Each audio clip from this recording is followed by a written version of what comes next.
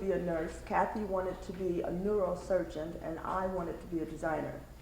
I had taken all my SAT tests and all the other things, and I had gotten a scholarship to go to Howard University because I wanted to study medicine only because somebody else told me I should be studying medicine. Like my family, they wanted me to be able to pay the rent.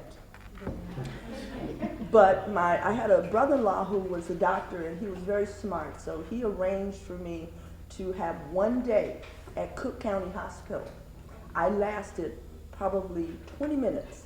Somebody came in, cut up, I threw up, and we decided that being a doctor was not something I should go into. Anyway, I went to work for, no, let's back up, because this is important.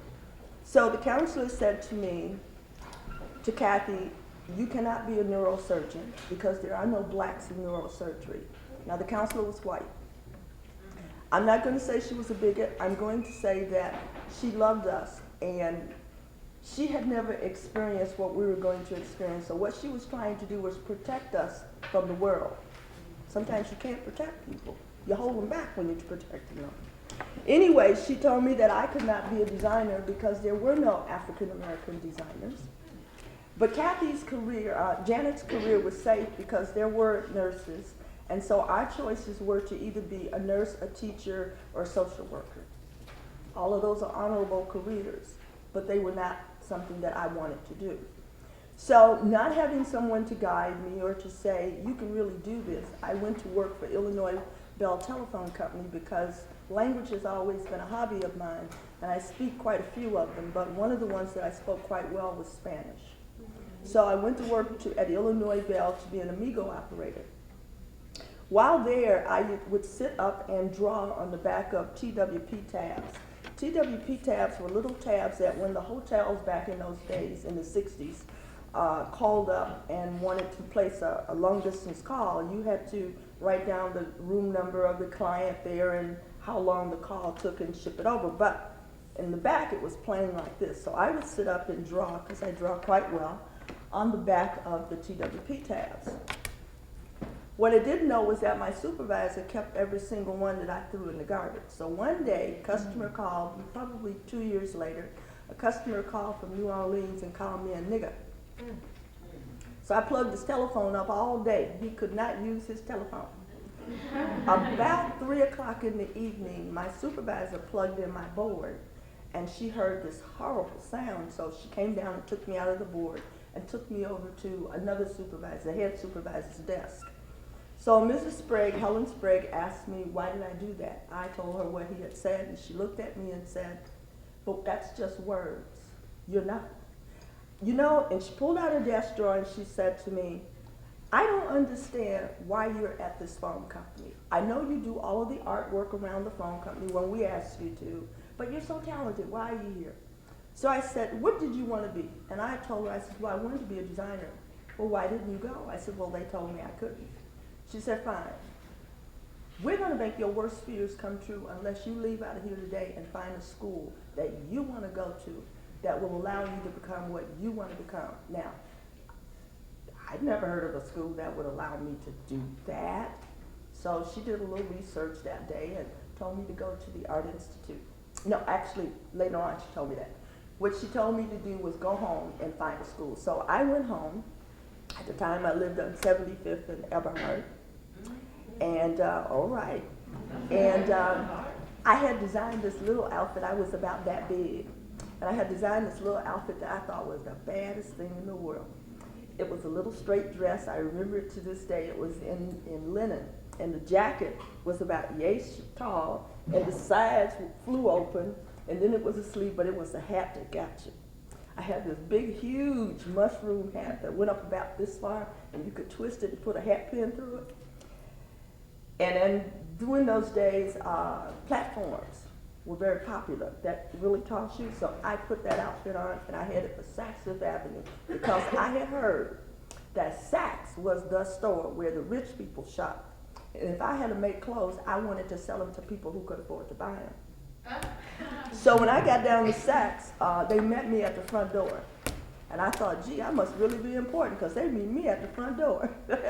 So I told the lady who asked me if she could help me, yes, I came down here to be a designer for Saks.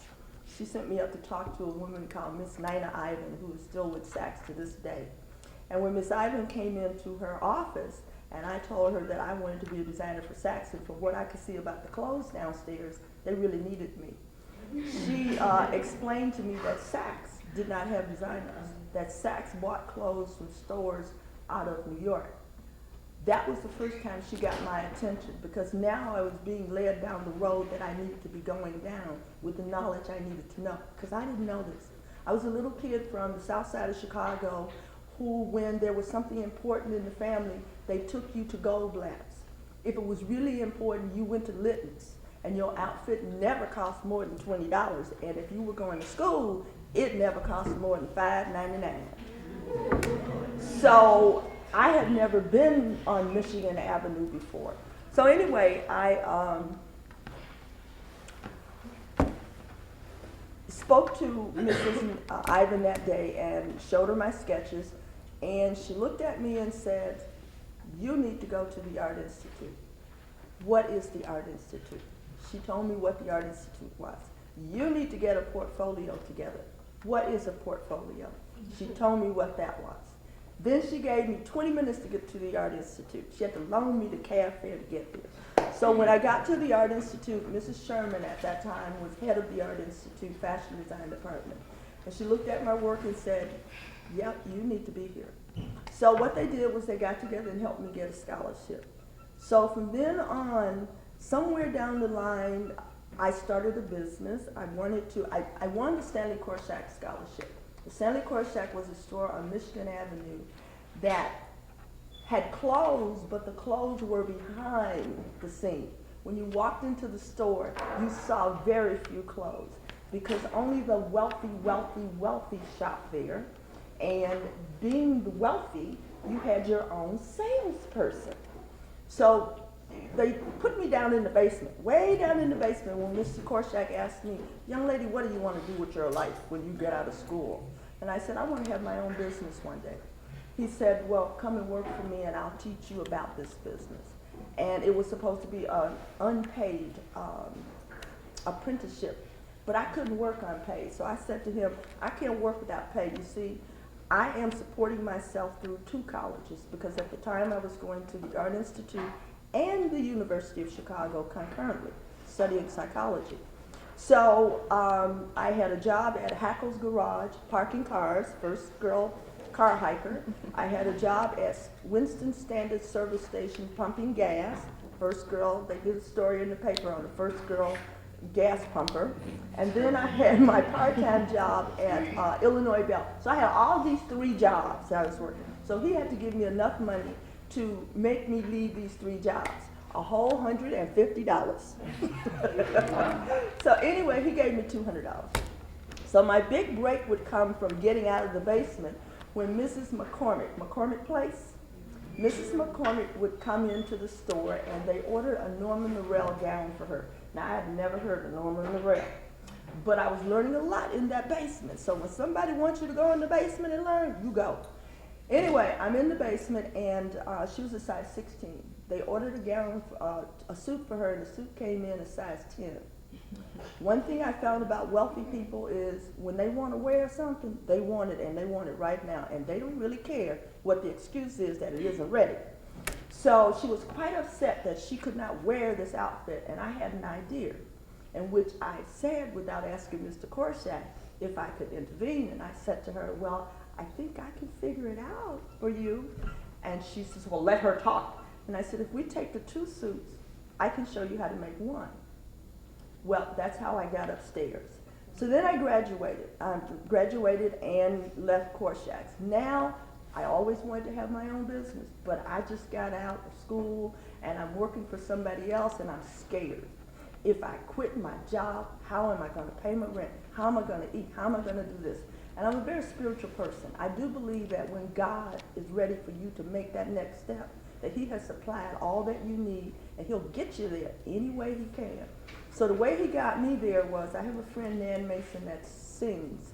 And she called me up one day and invited me to come to the pump room because she had a friend who wanted me to design something for her for the Chicago Emmy Awards, which used to happen here in Chicago for the television station. That woman ended up being Terry Murphy, who used to do the Channel 7 News here and hard copy in New York, in California. So she invited me to go to a very special club here that used to be here a long time ago called Faces. Well, I needed something spectacular to wear, so I had 3 yards of gold lame at home. I went home and I made myself a pair of gold lame jeans. Well, the next day I decided I needed a blouse, so I went up on Oak Street to buy a blouse. I'd never been on Oak Street, although I lived in that neighborhood. So I went into this store called Bottega Glacea, and the cheapest blouse they had was $135. I got $50 to my name. But I'm embarrassed. I am not leaving out of this store without at least trying it on. I'll come back and get it when I got the money. So I went into the dressing room, and as I'm in the dressing room, the sales lady swings open the curtain and looks at the pants and said, "Those are great, where'd you get them?" And I said, "I made them." So she left and came back with 2 more ladies. "Where'd you get them?" "I made them." So the one lady said to me, "Can you make some for the store?" And I thought, yeah. So she wanted to know, well, how much? I thought, I don't know. But the cheapest blouse they had was $135. So I figured if I charged her $75, I might be safe. So I did. So that's how I started my business, with $50, 2 tree trunks, a home sewing machine, a metal calculating table, 3 yards of fabric, and a 6-pound jar. Today, my clothes are sold in more than 674 stores nationally and internationally. And I think most of the stores perhaps think I'm Japanese, because a lot of them will call and say, well, she's a little Japanese lady. She's got a Japanese name. But it's not. So that's how I got where I am. And when I first started going to New York, I had to hide the fact that I was an African American. I remember I went to New York. Why? Good question. I went to New York when I first got my business started. I was so happy. My name said Jermicko Shoshanna, President Designer. I'm happy. I've been buying from this company forever. So I'm sitting at the table with the man, and he said to me, well, who do we call for credit? So I gave him my card and said, well, call me when I get back to the office, or you can take my financial statement now. So he looked at it and said to me, well, we're going to have to ship you COD. I said, well, why? He says, well, and I remember his whole conversation was, how come you're not married? What are you doing here? Where's your husband? Blah, blah, blah, blah, blah. So I refused to get the good COD. I came home and I was in tears, and I thought, what is going on here? Because I have never allowed my color, my sex, or my religion to stand in my way. My color is black, my sex is female, my religion is Jewish. I am Jewish. I've never allowed those to stand in my way. So anyway, it occurred to me that what was standing in my way right now was my color, and that I was not supposed to own anything. They didn't expect me to own anything. I could work for somebody, but just don't own anything. So the way you got around that, or the way I got around it, was I called my guy who made me business cards and said, make me a business card that just says J, designer. I went back to New York about a month later to the same company, Botanica Mills. I sat down, I ordered more than I ordered before. He said to me, who do I call? I said, here, I'm just a designer. Call the bookkeeper. Her name is Ashley. Well, does Ashley have a last name? Nope. The only one there. 2 days later, I get back home, they call Ashley. I get the financial statement, read him exactly what I took to New York. He says, well, I think everything's going to be okay. I'll call you back in a couple hours. Okay, you call me back in a couple hours. He said, your goods will be there in a day or so. Fine. Who was Ashley? Ashley was my cat. And what that taught me was that business want to do business with big people. They don't necessarily want to do business with little people. So that also taught me to learn how to take big business rules and turn it into small business practice. So I'm a visiting professor at the Art Institute. And while I was there was a young lady who was very, very talented, different than anybody else, like myself. And I always swore I never wanted this to happen to another kid. She didn't come back to class for a couple of days, or actually for a couple of weeks, and my question was why? Only to find out that she had gotten in school, but she didn't have the money to buy the materials needed to stay there. So I remember going back to my office saying, somebody ought to do something. I walked past the mirror one day and saw a face jumped out and said, hey, You're the somebody who needs to do something because you're the person that I allowed to see what the problem is, solve it. So I started to sell these cigarette lighters that were supposed to go to somebody else to raise money for kids who could not afford to buy material. Well, it went further because somebody said to me, well, you ought to start a foundation. I don't have no time for no foundations. But somehow or another, I ended up with this foundation. And what it does is it raises money for kids like yourself, for kids who are in theater, for kids who are in any art program who cannot afford to buy art supplies. I don't care how much money your daddy's making. I don't care how much money your mama's making. You cannot afford to buy the art supplies. And I think that art is a very important form for us to have. So that's my story. And what I brought you was one garment. We started this line called Possibles. We make the fabric. Here, somebody come put this on. It's a dinner. My other line is a more adult line. I thought since I was coming out with you guys this morning, I would bring something that relates to you. So we make this fabric, and no two ever comes out looking alike, and that's our denim line. And it's called Possibles by Jermicko. That's very cute. The back. Can everyone see? I do have one question for everyone because since we do have such a youthful group here, is what makes what you do different from like Russell Simmons, Jay-Z?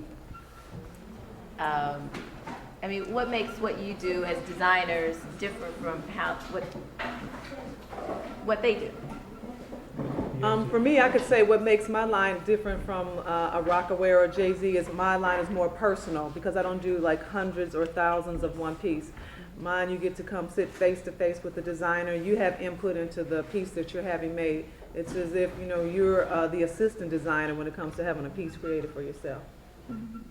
Well, I could say as a jewelry designer and model maker, I'm mostly on the same line. People have different ideas for logos or for rings or for pendants or for buttons, you know, different things that they want. So what I do is I make them an individual design, you know, according to their, you know, specifications, whatever they want, I make it. And also make a mold for them so they can turn them out by thousands if they want. And I'll be finished. I'm one of the people that in the background, you know. But I've made quite a few designs for different designers. You know. I do want to, I have a little piece of information that I'd like to pass on to you that probably a lot of you would not know about the Art Institute, or the School of the Art Institute. It was one of the premier art schools that educated African Americans before anyone else did in this country. A lot of people may not know that, and that's something for, just because the building sits over there on Michigan Avenue, it has educated some of the most talented artists that are part of our history than ever before. So if fashion is something that you're interested in, I mean, there are several fashion design schools here in Chicago. Don't be intimidated by the Art Institute because it does have a long history of educating us. So. You know, I like to add one point to that too. It's like, by me being the eldest here, you know, I remember when we really couldn't go there. It was a struggle. It wasn't just that we can walk in there. Mm-hmm. There was a time that as a black person you couldn't get in there. And I was fortunate to meet some of the people. Matter of fact, one of my tutors, a person by the name of Gus Snow, who was one of the people who taught me how to paint. And he used to tell us about his struggle. And then there was another gentleman, William Power. This was like I was about 9 or 10 years old. No, I was 12 in Michigan. And he was one of the first blacks who went there to the Art Institute. Of course, he couldn't work as an artist, so he's a farmer. But so it's a long history behind that, you know. Mm-hmm. They didn't know their own history. I mean, in terms of like their early history, and that was something that I was surprised by. They tell me at the Art Institute that I'm the first African American person to be in their fashion design department back in '68. That in itself is ridiculous, but hey, that's how it was. Well, we're going to open the floor up for questions for our panelists, and yes. Do you make jewelry like this, like how you make it? What is that, a cutout? I can't see it from here. You want to come up here so you can Yeah. get a better look at it?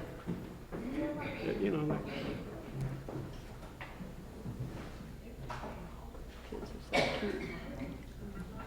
this one here, both of them. Well, do you make names too? Like Yeah, those are cut. It's called pierce cut. So what you do, you take a piece of gold, or it could be silver. It's better to have it in gold. And you roll it out and you get it so it's about as thin as this. This may be a little thicker than that, you know. And you use paper? well, no, you use metal. See, because when you roll the gold out, it becomes, you can roll it out as thin as you like. Then you usually go to an engraver and have the engraver to engrave your name on there. And then I cut it out. It's an art to cutting it out. It's a skillful thing. You know, it takes time, practice, yeah. But that's the procedure. Then for this piece here, well, that's a cutout too. You could cut that out. You could engrave it. You could, there's several ways you can make that. But with that piece, you probably make that from a piece of wax. You carve it out and then you. So you make jewelry for other people too? I make jewelry for designers and so forth. Like this is a special design here. This lady here, she had a daughter and she finally got a daughter, so she promised herself a gold bracelet. I think her name was Grace, so these are G's. So what I done was I made her this bracelet here, you know, and then she had them laid out with diamonds. Do you have your own store or something? No, I don't have a store now. In fact, now I'm sort of retired now. So I mean, now just like I said before, you know, as an artist, you get caught up in so many different things. So now I'm teaching myself to write. And also I'm into photography. You probably see me freelance photography. You know, so you keep on going into different things here. But I do things like for designers occasionally, or say something special, like if you know, a wedding rings or, you know. So you still do it now? Yeah, I do it sometimes when they can catch me. You know, you get to be picky, you know, when you can do things. Come on, yeah, I do it occasionally. Yeah. We have Okay, time thank for you. one more question. Yes.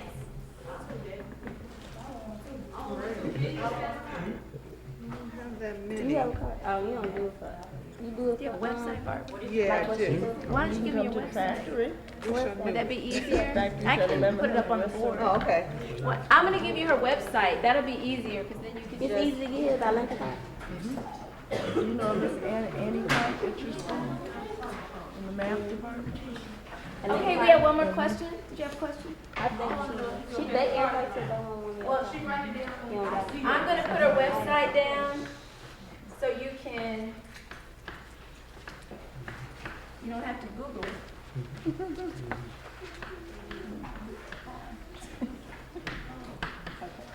Jermicko, you have a website? Jermicko Shoshanna.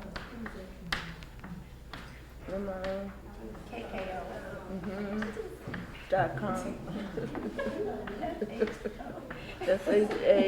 SHANNA. .com. Oh, you write well. Can everyone, do you have a website? Yeah, Oh, I have okay. one, but and also you could just I can put it in my collection. There you go.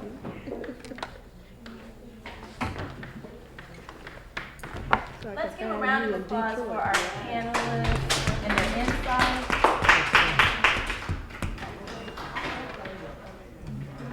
I've learned a lot, and I've known them for years, so I'm always learning. Thank you so much. So, I have a friend who will give you a card. Thank you. I would love for him to talk to you. all right. before I leave,